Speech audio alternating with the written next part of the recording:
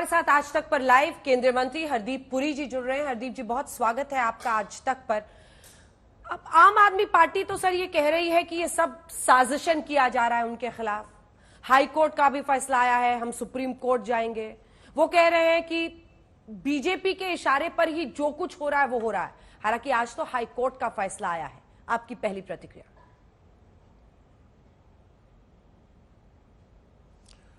अंजना जी, हमें पहले ये देखना चाहिए कि ये मामला क्या है और इसकी शुरुआत कब हुई। ये जो आज दिल्ली हाई कोर्ट के सामने ये इशू आया, तो ये बेल एप्लीकेशन नहीं थी। ये आम आदमी पार्टी ने अरविंद केजरीवाल जी की गिरफ्तारी जो है, उनकी अरेस्ट, उसको इलीगल बताने की कोशिश की। और इसकी शुरुआत कब हुई इस मामले की, मैं आपको और आपके माध्यम से आपके दर्शकों को याद दिलवाना चाहूंगा कि नवंबर 2023 से इन्फोर्समेंट डायरेक्टरेट ने कई बार केजरीवाल जी से बात करने की कोशिश की। 9 समन्स भेजे। जब 9 बार उन्होंने समन्स को रिस्पॉन्ड नहीं किया, तो 22 और 23 मार्च की रात को उनको गिरफ्तार किया गया। तो आज जो कोर्ट के सामने इशू था, उन्होंने ये कहा कि ये जो अरेस्ट है, this was in violation of section 19 of the PMLA. और कोर्ट ने क्या कहा, अभी कोर्ट की पूरी जजमेंट तो है, वो अपलोड होगी मुझे लगता है कुछ ही समय में। पर जो लर्नड जज ने कहा, उसके बारे में आपको उसके साथ शेयर करना चाहता हूं। उन्होंने ये कहा कि जो इन्फोर्समेंट डायरेक्टरेट ने मटेरियल रखा है कोर्ट के सामने, उससे कई चीजें क्लियर होती हैं। पहली चीज तो यह है कि अरविंद केजरीवाल जी एक कंस्पिरेसी में भाग ले रहे थे। He was involved in formulation of excise policy and the use of the proceeds of crime. In other words, Kejriwal ji as an individual, as the convener of the Aam Aadmi Party and as the chief minister, उनका direct involvement था excise policy बनाने में। और उन्होंने ये भी कहा कि केजरीवाल जी ने पर्सनली किकबैक्स डिमांड किए in his capacity as national convener of AAP. और ये जो अरेस्ट हुई है मनी लॉन्ड्रिंग केस में, और this has been as per law. तो केजरीवाल जी के बिहाफ पे ये भी उन्होंने सजेस्ट किया, उनके वकील ने, कि अप्रूवर जो हैं, जो सरकारी गवाह हैं, उनकी जो एविडेंस है, that has been got through improper means. तो लर्नड जज ने यह भी कहा कि ये जो लॉ है, ये 100 वर्ष पुराना है, एक साल पुराना लॉ नहीं है। और ये अप्रूवर की स्टेटमेंट कोर्ट ने ली है, किसी एजेंसी ने नहीं ली है। और ये सारी एविडेंस जो है उनको उनके सामने रखी जाएगी और उनको एक मौका दिया जाएगा that he can defend himself. So this was the limited point of the appeal before the Delhi high court. सो मुझे लगता है कि इसको पॉलिटिसाइज करने की कोशिश कर रही है Aam Aadmi Party. There were proceeds of crime, people have come forward. उन्होंने कहा कि किकबैक्स मिली हैं, और ये जो किकबैक्स और प्रोसीड्स ऑफ क्राइम है, ये गोवा के चुनाव तक पहुंच गए हैं। फिर उन्होंने ये कहने की कोशिश की कि ये अभी चुनाव का मौका है। तो जज ने बड़ी क्लियरली कहा कि देखिए, the timing has nothing to do. कोई चुनाव हो रहा है, उसका मतलब ये नहीं है कि आप चुनाव can be used as a excuse. इसका मौका था उनको नवंबर 2023 से लेके। और उसका जो मैं माफी चाहता हूं, 21 और 22 मार्च की रात को उनकी गिरफ्तारी हुई है।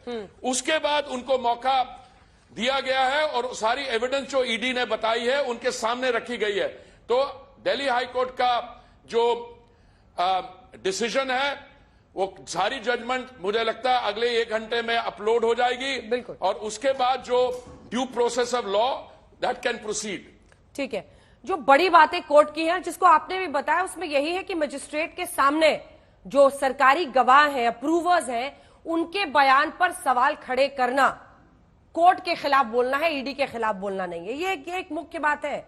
लेकिन देखिए, पॉलिटिकली तो प्ले आउट होगा ही हरदीप जी। आम आदमी पार्टी कह रही है कि जेल का जवाब वोट से दो, ये कह के वो लोगों के बीच में जा रहे हैं। अब इसका क्या, क्योंकि अब चुनाव करीब है।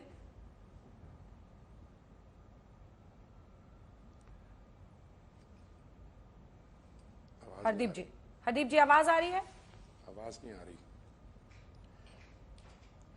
मेरी। आपकी आवाज मैं बीच में से थोड़ी सी खोली आवाज। हाँ। पर आप बात कर रहे हैं कि ये पॉलिटिकल प्रोसेस की बात है, तो पॉलिटिकल प्रोसेस कहां शुरू हुई थी? मैं कह रही हूं यही रामलीला मैदान में। जी बोले। हाँ जी, प्ले आउट तो जरूर होगी पॉलिटिकली, और प्ले आउट काफी देर से हो रही है। उसी रामलीला मैदान में जहां India I full stop N full stop D full stop I full stop A घमंडिया अलायंस की मीटिंग हुई थी, वहीं से केजरीवाल जी ने ये जन आंदोलन शुरू किया था अन्ना हजारे जी के साथ। हम कभी राजनीतिक दल नहीं बनाएंगे, हम राजनीति में नहीं केयर करेंगे, हम शराब के खिलाफ हैं। इतना बड़ा शराब का घोटाला किया उन्होंने।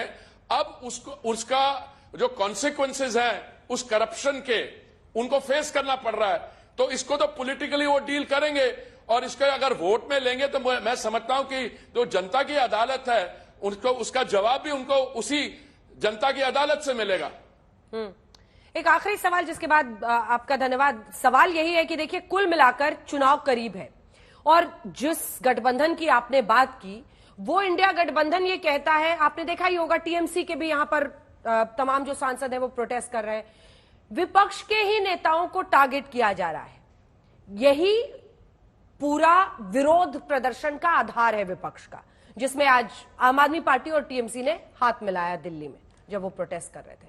इसके खिलाफ क्या बोलेंगे? इस नैरेटिव को कैसे आप देखिए फाइट करेंगे? 12-13 वर्ष पहले, अंजना जी, 12-13 वर्ष पहले जब अन्ना हजारे जी ने ये आंदोलन शुरू किया था, उस समय केजरीवाल जी कहते थे कि हमारा जो आंदोलन है वो करप्शन के खिलाफ है।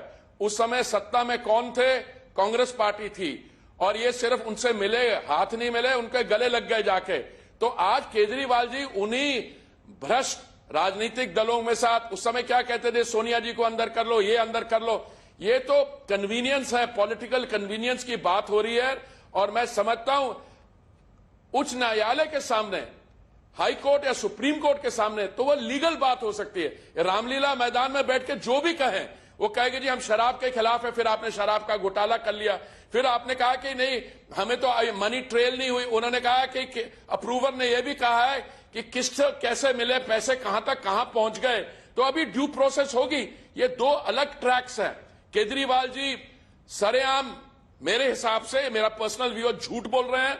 उन्हें पूरी तरह पता है कि शराब घोटाले में क्या हुआ। उन्होंने खुद हिस्सा लिया है इस शराब घोटाले में। उन्होंने, जैसे जज साहिबा ने कहा है कि he was personally responsible for the formulation of excise policy, और उन्होंने खुद एज आप कन्वीनर किकबैक्स मांगे हैं। तो अगर अप्रूवर्स ये कह रहे हैं, दिस अप्रूवर की स्टेटमेंट कोर्ट के सामने ली गई है, तो मुझे लगता है कि केजरीवाल जी को कुछ ज्यादा ऑप्शंस नहीं है, उन्हें इन कॉन्सिक्वेंसेस को फेस करना होगा। एक आखिरी छोटा सा सवाल है, उसका छोटा सा जवाब दीजिएगा, क्योंकि आज भी दोनों उनके पोजीशंस को लेकर कोर्ट ने सवाल पूछा कि न सिर्फ दिल्ली के मुख्यमंत्री के तौर पर बल्कि आम आदमी पार्टी के कन्वीनर के भी तौर पर। और ये बात पहले भी आई थी कि आम आदमी पार्टी को अगर फायदा पहुंचा है तो क्या आम आदमी पार्टी को भी पार्टी बनाने की बात आगे हो सकती है? ईडी की तरफ से हालांकि ये होना है, लेकिन मैं एक क्वेश्चन पोस्ट कर रही हूं आपके साथ। अंजना जी, आपने बहुत इंटरेस्टिंग सवाल पूछा, और मैं तो अपने पर्सनल लेवल पे कह सकता हूं। कुछ ही दिन पहले मैंने इनका, केजरीवाल जी का एक बयान सुना।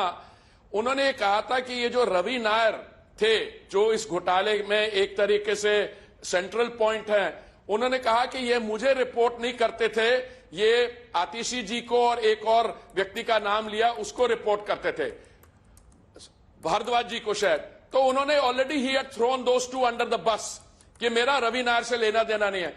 पर आज कोर्ट के सामने ये आ गया कि आप मुख्यमंत्री के रोल में नहीं, आप तो आम आदमी पार्टी के नेशनल कन्वीनर हैं, और आपने सिर्फ एक्साइज पॉलिसी की फॉर्मुलेशन में एज चीफ मिनिस्टर ही नहीं हिस्सा लिया, आपने आप कन्वीनर किकबैक्स खुद मांगे हैं। तो this is the crucial difference. अब इसमें एज सीएम उनका क्या रोल था, वो तो कह रहे मैं नहीं इन्वॉल्व था। और पर आप इनकी गवर्नेंस स्ट्रक्चर देखिए, ये तो किसी डिपार्टमेंट के इंचार्ज नहीं है। जहां पे भी घोटाला होगा ये कहेगा मैं नहीं हूं, मंत्री कोई और था। पर as arm convener he cannot escape responsibility. बहुत बहुत धन्यवाद आपका हरदीप पुरी जी, हमारे साथ जुड़ने के लिए आज तक पे और तमाम सवालों के जवाब देने के लिए। धन्यवाद सर आपका।